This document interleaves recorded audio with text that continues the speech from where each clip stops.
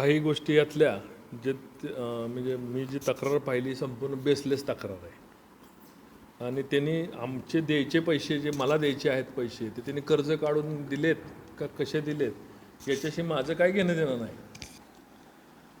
त्या मी परवा मला व्हॉट्सअपवरून तक्रार आली आणि मी तक्रार ती वाचली. तक्रारीमध्ये असं ते म्हणतात की मला 2,15,00,000 आणि 60,00,000 रुपये RTGSद्वारे पाठवले बरोबर आहे. पाठवले ते पैसे त्यातले परत त्याला 25,00,000 रुपये आपण माघारी दिले ते त्यांनी ह्याच्यामध्ये घेतलेले नाही आहेत आणि हे पैसे आपण रिटर्न केलेत कारण माझ्या कारखान्याचं जसं हे आयुर ट्रेडरचे पैसे म्हणतात तसं स्वराज कारखाना हा माझा कारखाना आहे. माझ्या कारखान्याचे 8 कोटी रुपये देणं असल्यामुळं उर्वरित पैसे ते आणून देणार होते म्हणून आपण हे पैसे रिटर्न करून ठेवले. याचा आणि त्याच्या कर्जाचा आपला काडीचा संबंध नाही. यात ते म्हणतात की माझे कर्जाचे हप्ते त्यांनी भरले. कधी 1 रुपया कुठल्याही कर्जाचा हप्ता भरलेला नाही त्याचा. दुसरं त्यांनी असा आरोप केला की 65,00,000 रुपये बगॅस पोटी त्यांनी जमा केले. 65,00,000 रुपये बगॅस पोटी जमा केले त्यांनी आणि त्यांनी असं सांगितलं की मला आता बगॅस नको आहे, मला पैसे तुम्ही कॅशमध्ये काढून द्या. त्यांची त्याबद्दलचे विषय ऐकल्यानंतर आम्ही म्हटलं आम्ही तुमच्या खात्यामध्ये देऊ. त्यांनी आम्हाला सांगितलं की माझं स्वराज पतसंस्थेचं माझं कर्ज भरायचं आहे, तुम्ही स्वराज पतसंस्थेला मला रक्कम वर्ग करा. स्वराज पतसंस्थेकडनं त्यांनी 1 कोटी रुपये कर्ज घेतलेले होते. ते काय कॅशमध्ये घेतले होते, बँक चेक वटवून त्यांनी पैसे घेतलेले आहेत आणि पैसे घेतल्यानंतर त्यांना जरी त्यांच्या बुद्धीला जरी विसर पडला असेल तर 31,00,000 रुपये त्यांनी स्वतःचं जुनं कर्ज ते भरलं त्या दिवशी. त्याच्या आधीचं 31,00,000 रुपये कर्ज ते त्यांनी त्या दिवशी भरलेलं आहे. त्याचबरोबर 11,00,000 रुपये बाजीराव काटकर म्हणून आहेत, त्यांचा फ्लॅट त्यांनी विकत घेतले, त्याचे 11,00,000 रुपये त्यांनी त्या दिवशी भरलेले आहेत आणि 55,00,000 रुपये ग्रस्त कॅश घेऊन गेलेले आहेत. त्यामुळं अशा प्रकारचा आरोप की मी स्वराज पतसंस्थेचंही कर्ज घेतलं नाही, स्वराज पतसंस्थेचं कर्ज नाही घेतलं तर मॉर्गेज कोणी केलं? आम्ही केलं. बोजा चढवून आम्ही दिला.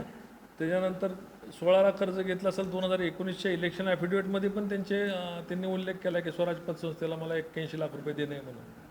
त्यावेळेसचं स्टेटमेंट नेऊन स्टेटमेंटप्रमाणे हिशोब जुळवूनच त्यांनी तो स्टेटमेंट दिले की 2019ला जेव्हा इलेक्शनला उभं राहायचं होतं त्या इलेक्शनला उभं राहताना स्वराज पतसंस्थेची बाकी आणि त्यांचं स्टेटमेंट दोन्ही जुळतं आहे. ते ॲफिडेविट मी नाही केलं, ते ॲफिडेविट त्यांनीच केलेलं आहे. त्याच्या पुढचं जाऊन दिगंबर आगवणेंचं असं म्हणणं आहे की मला 7 ते 8 कोटी रुपयाची आम्हाला बिलं मारली. मला असं सांगायचं आहे की 7 ते 8 कोटी रुपयाची आपण बिलं मारली असं म्हणतात. त्याचा जे 7 ते 8 कोटी रुपयाची तुम्हाला सेल्स ऑर्डर आहे ते तुम्ही बिलं ॲक्सेप्ट केली. तुमच्या मागाच्या व्हिडिओमध्ये पण तुम्ही सांगितले की मी बिलं ॲक्सेप्ट केलेली आहे आणि बिलं जर तुम्ही ॲक्सेप्ट केली त्याचा GSTमध्ये त्याची इनपुट क्रेडिट घेतलेलं आहे. तुमच्या बॅलन्स शीटला त्याची नोंद आहे आणि तुमच्या बॅलन्स शीटला त्याची नोंद असणारे जर तुम्ही नाकारत असाल की मी बिलच घेतली नाही आणि लोकांना काय सांगतायत की मी अशा काय छोट्या गाडीतून मोठा माल कसा जाईल, टेम्पोतून 300 टन माल कसा जाईल.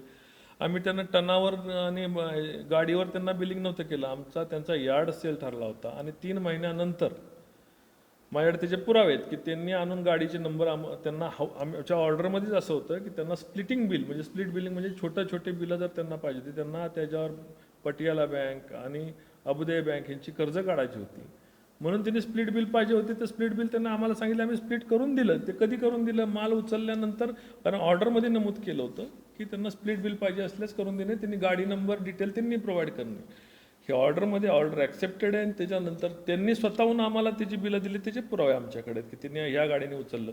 मग त्या गाडीत 10 टनाच्या गाडीत त्यांनी 400 टन माल 40 दिवसात नेला का 1 तासात नेला, त्याच्याशी आमचं काय देणं घेणं नाही. कारण हा जो यार्ड आहे आमचा 2-2.5 किलोमीटर कारखान्यापासून दूर आहे.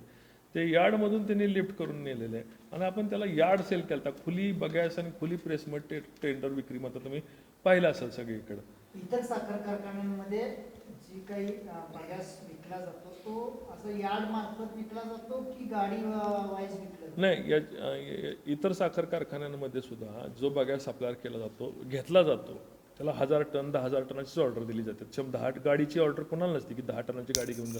एकाही कारखान्याचं तुम्ही बघा 500 टन 1000 टन अशीच ओक्ती ऑर्डर असते सगळ्याच साखर कारखान्यामध्ये. आमचं सोडून नाही, सगळ्याच साखर कारखान्यामध्ये. त्यांच्या या बेकायदेशीरपणाला तुम्ही पाठबळ दिला असं म्हणता येऊ शकेल का? नाही, बेकायदेशीरपणा त्याची बिलं ही 3 महिन्यानंतर तुम्हीच बनवून दिली. नाही नाही नाही, आम्ही ती बोगस झाली का? नाही नाही, बिलकुल बोगस नाही झाली. आम्ही असं सांगितलं होतं की आमचं कॉमन बिलिंग एक असेल आणि त्याच्यानंतर त्याला स्प्लिट करा, ऑर्डर दिली, बोगस बिलं नाही. आम्ही त्याला तशा प्रकारची ऑर्डर दिलेली आहे आणि जर त्यांना हिशोब पर्पजसाठी स्प्लिट बिले पाहिजे असतील तर आम्ही करून देऊ. त्या ऑर्डरमध्ये मेन्शन आहे, त्या ऑर्डरची कॉपी. त्याच्या नोंदी 2-3 महिन्यानंतर झाल्या ना तुमच्या कारखान्यात? बरोबर आहे, त्या ऑर्डरमध्येच असं लिहिलं आहे की 90 दिवसानंतर त्यांनी जेवढा माल त्यांना स्प्लिट उचललेला आहे त्या स्प्लिटची बिलं त्यांनी सादर केली तर 90 दिवसानंतर आम्ही करून देऊ, असं ऑर्डरमध्येच आहे. दिसतंय की कागदोपत्री जरी त्यांना बनवून दिलं असतं तरी न बसणारा माल हा त्या कागदावरती आलेला आहे.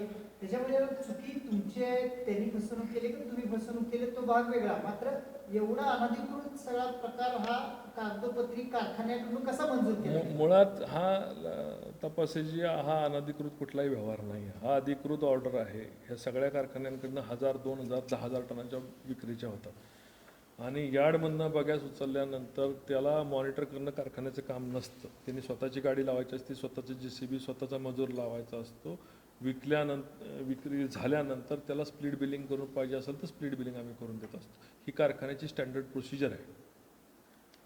सर त्याच्यामध्ये आता दुसरा एक आरोप आहे त्यांचा की विविध बँकांमध्ये म्हणजे 3 बँकांच्या मधून संयुक्तरित्या तुम्हाला 200 कोटीपेक्षा जास्त रक्कम ही त्यांनी कर्ज करून ती तुमच्या खात्यावरती वर्ग केली. बिलकुल बोगस आरोप आहे. एकही रुपया माझ्या त्या 220 कोटी रुपयाचा माझ्या खात्यावर वर्ग केलेला नाही आणि अशा कुठल्या बँका करत नाही. त्यांची जमीन जी होती साखरवाडीला त्यांच्या नातेवाईकांची ती आम्हाला आमच्या कारखान्याच्या अनेक तारणांपैकी एक तारण म्हणून त्यांनी जमीन दिली होती. त्या जमिनीवर 220 कोटी रुपये नव्हते काढले. साखर कारखान्याला दिलेल्या कर्जावर ज्या आपण त्याला कोलॅटरल सिक्युरिटी म्हणतो, ते कोलॅटरल सिक्युरिटी एक सिक्युरिटी होती. हे त्यांना माहिती आहे. 5 बोगस आरोप करताना असे अनेक वेगळे आरोप केले जातात आणि त्याच्यापैकी होती 2019ला त्यांची सिक्युरिटी चेंज करून मी माझी दुसरी सिक्युरिटी त्या ठिकाणी दिली. ते का दिली सांगतो तुम्हाला. बँक ऑफ पटियालाने निलाव नोटीस काढल्यानंतर आम्हाला कळलं की आम्ही तारण दिलेल्या जमिनीवर बँक ऑफ पटियालाला डबल मॉर्गेज दिगंबर रागवणेने करून दिलेला आहे आणि त्या निलावामध्ये आमचं नाव खराब होईल म्हणून आम्ही आमच्या बँकेला लिहिलं की बाबा ही जमीन आम्हाला काढून दिगंबर रागवणेची जमीन त्यांना परत काढून द्यायची आणि 2019लाच त्यांना तो जमीन त्यात ह्याच्यातून आमच्या तारणामधून कमी केल्याचं पत्र दिलं. पण दिगंबर रागवणेंना ते पत्र तलाठ्याच्याकडून बोजा कमी का करून घ्यायचा नव्हता, कारण त्याचा बोजा कमी ह्या 220 कोटी रुपयाचा जो त्यांच्या ह्याच्यावर तारण म्हणून दिसत असलेली रक्कम ती जर निघाली असती तर बँक ऑफ पटियालाने त्याचा निलाव केला असता आणि तो निलाव होऊ नये म्हणून कॉम्प्लिकेशन्स केलं. तसाच त्यांनी स्वतःचा बंगला त्यांनी बँक ऑफ पटियालाला तारण दिला, तसाच सेंट्रल बँकेला तारण दिला, 2-3 बँकांना बंगला तारण दिला. आज कुठलाही बंगला त्याचा कुणीही बँक निलाव करू शकत नाही. तसंच अनेक ठिकाणी एकच मालमत्ता तारण करून त्यांनी बँक ऑफ पटियालाची फसवणूक केली, सेंट्रल बँकेची फसवणूक केलेली आहे, तुमचा अभ्युदय बँकेची फसवणूक केली, स्वराज पतसंस्थेचं कर्ज उचलून आमची फसवणूक केलेली आहे. त्यामुळे फसवणूक करायला मी मगाशीच म्हटलं ते मिस्टर नटवरला आलेत. अशी कुठलीही जगातली बँक कोणाला 220 कोटी रुपये 4 एकरावर 3.5 एकरावर तारण करून कोणाच्या खात्यात वर्ग करत असते. ती कारखान्याला दिलेल्या तारण आहे आणि त्याचं मॉर्गेज डीड तुम्ही कुणीही पाहू शकता. इंटरनेटवर तुम्ही जेव्हा मला प्रश्न विचारताय त्याआधीच खरं तर आपण त्याचं मॉर्गेज डीड पाहायला पाहिजे होतं. इंटरनेटवर टाकलं की तुम्हाला मॉर्गेज डीड डाउनलोड होतं. त्याला ते तारण म्हणून आहे आणि 220 कोटी रुपयाचं त्याच्या खात्यात काढून त्यांनी माझ्या खात्यात वर्ग केला तर मी राजकारणात निवृत्ती केली. जेव्हा हा आत्ता जो त्यांनी तक्रार केली त्या तक्रारीवर न्याय जर मला मिळाला नाही तर 5-7 दिवसामध्ये मी आत्महत्या करायचा असा एक त्यांनी इशारा दिला. आत्महत्येचे इशारे त्यांनी ह्याच्या आधी 50 वेळा दिले. प्रत्येक बँकेला सांगितलंय की मी तुमचं कर्ज उचललेलं नाही, मी आत्महत्या करेल. फलटणमध्ये एकदा त्याने आत्महत्येचा डेमो त्यांचा करून झाला. आत्महत्या हे हत्यार आहे आत्महत्या करीमध्ये. प्रत्यक्षात त्यांच्यामुळे किती लोकांना आत्महत्या करायला लागल्या याचा शोध लोकांनी घ्यावा. आता दादा आपले टोटल त्यांना देणं किती आहे? मी त्यांना देणं नाही आहे. त्यांच्याकडून मला 6 कोटीपेक्षा जास्त रकमेचं येणं आणि पतसंस्थेला 1 कोटी रुपयेपेक्षा जास्त. इलेक्शनचं जे हे जातं आपलं ॲफिडेव्हिट जातं त्याच्यामध्ये 2,40,40,00,000 काहीतरी त्यांना देणं दिसतंय. माझ्या अकाउंटला दिसतंय. मी मान्यच केलं ना, पण मी ते होल्ड का केलंय की राहिलेले 6 कोटी रुपये जोपर्यंत ते कारखान्याचे देत नाही आहेत हे एकत्रितपणे भरायचं असं ठरल्यामुळं ते 2,40,00,000 रुपये आम्ही होल्ड केलेले आहेत. आणि मी माझ्या बॅलन्स शीटला पण आहे, आम्ही कुठं नाकारलंय की आम्ही कुठं सांगितलं नाही आहे म्हणून. ते 2,40,00,000 रुपये माझ्याकडे होल्ड आहेत. साखर कारखान्याचे 6 कोटी रुपये ज्या आणून देताना ते एकत्रितरित्या भरायचं ठरल्यामुळं ते पैसे आपण होल्ड केलेले आहेत. आणि कुणी समाजातला माणूस 100 रुपये कोणाला दिले असतील आणि त्याचे 20 रुपये दिलेले असतील तर लोक पहिले म्हणतात की 20 रुपये द्यायच्या आधी माझे 100 रुपये माघारी दे किंवा 20 रुपयाचा वजा उट करून. त्यांच्या आयुर्वेद ट्रेडर तिची कंपनी, तशी स्वराज कारखाना माझी कंपनी आहे, त्याचे त्याला 6 कोटी रुपये देणं आहे, म्हणजे 8 कोटी देणं आहे. त्यातनं ते 2,40,00,000 रुपये आम्ही मायनस केलेले आहेत. ते 8 कोटी नेमके कशाचे देणं आहेत ते थोडंसं नाही, त्याच्यामध्ये ॲग्री फर्टिलायझर आहे, बगॅस आहे, प्रेसमड आहे, असं सगळ्या गोष्टींचं 8 कोटी रुपये देण्यात येते. आता पोलीस प्रमुखांकडे ही तक्रार दिली गेलेली आहे. याच्या अनुषंगाने तुम्ही तुमचा जबाब पोलीस प्रमुखांना दिलाय का आणि नेमकं त्याच्यात तुम्ही काय म्हणता? आता पोलीस प्रमुखांना मी सविस्तर जबाब दिला आहे, पुराव्यानिश्चित जबाब दिला आहे. त्याचे इलेक्शन ॲफिडेविटपासून सगळं आपण त्याला दिलेलं आहे. या माणसाने इन्शुरन्सला बिलं दिली नाही म्हणते, तर इन्शुरन्स आता पोलीस मागूनच घेतील. आमची बिलं तिने इन्शुरन्सला दिली नाहीत म्हणून सांगतात. पोलीस EOW आहे शेवटी, ती बिलं मागूनच घेतील ना. त्याच्यात काळं का सत्य होईल? अबुदे बँकेचं कर्ज आमच्या बिलांवर काढलं आहे का नाही ते तर कळलंच ना. 10 कोटी रुपयाचं कर्ज आमच्या बँकेवर काढलं आहे का बिलावर काढलं ते तरी कळलंच ना. किंवा पटेला बँकेला कोणाची बिलं वापरल्यात, सेंट्रल बँकेला कोणाची बिलं वापरल्यात हे तर कळलंच ना. माल बँकांनी इन्स्पेक्शन केलेला असतो, इन्स्पेक्शन रिपोर्ट जोडलेला असतो माल आला आहे म्हणून. बिलं बँकांनी व्हेरीफाय केलेलं असतात. ते तर त्यांना पोलिसांना आल्या सत्य तर पुढे येणारच आहे ना. यापुढे तुमची काय भूमिका असेल?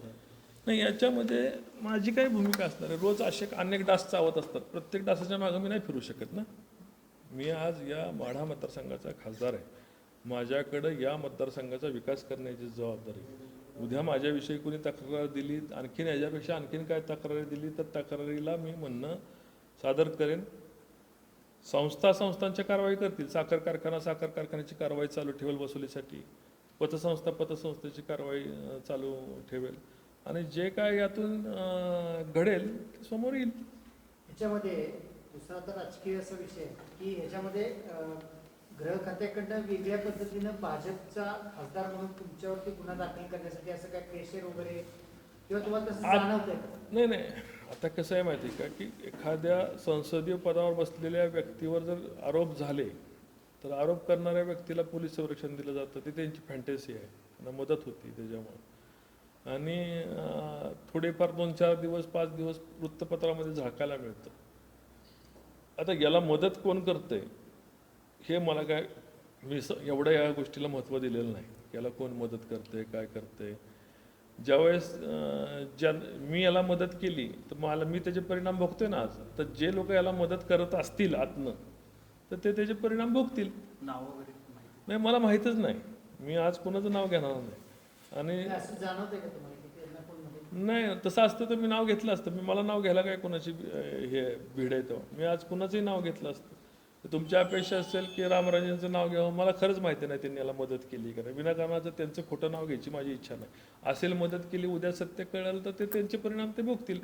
पण मला आज तरी माहिती अशी कुठली लागलेली नाही की ह्याच्या मागं त्याला कोणतरी पाठबळ करते. हे फक्त काय झालं आहे, आम्ही त्याच्यावर केलेला दावा, आम्ही त्याचे भरलेले चेक आणि आता कारखाना त्याच्यावर करत असणारी कारवाई थांबवण्यासाठी ही त्याचा हातपाय हलवायची, लास्ट हातपाय हलवायची त्याची सिस्टीम आहे. हे आरोप तुम्ही कुठे फेटाळून लावताय असं म्हणायचं? 100% यातला एकही आरोप खरा नाही. आणि तो सगळ्या कागदपत्रांविषयी सांगतो मी. एकाही गोष्टीला बिना पुराव्याचं बोलत नाही. मी सगळ्याचे पुरावे तुमच्याकडे देतो. खासदार साहेब, एक शेवटचा असा प्रश्न आहे माझा की दोघांचं कट्टर चांगले संबंध होते, बरोबर. कशामुळे कटुता नेमकी कशा? कटुता याचे कारण हेच झालं की अनेक ठिकाणी यांनी गरीब लोकांच्या नावावर कर्ज काढली, अनेक लोकांना फसवायला गेले. ती लोक माझ्याकडे यायला लागली. उदाहरणार्थ फलटणचा एक आमिर शेख म्हणून आहे, तो माझ्या घरी येऊन रडायला लागला की दादा माझ्या नावावर कर्ज काढले, हे लागले. आणि अशा वेळेस आणि अनेक बँकांचे मला फोन यायला लागले की यांनी आमचे पैसे थकवलेत, यांनी आमचं हे केलं. बँकांची लोक आहेत त्यांना दमबाजी केली जाते, रिव्हॉल्वर दाखवलं जातं. मग असं असल्यामुळे आम्ही थोडं लांब ठेवायचा निर्णय घेतला. म्हणजे तक्रारी दाखल आहेत का? असं म्हणतात. आता मी अधिकारी आम्हाला खाजगीत सांगतात. एबीपी माझा, उघडा डोळे बघा नीट.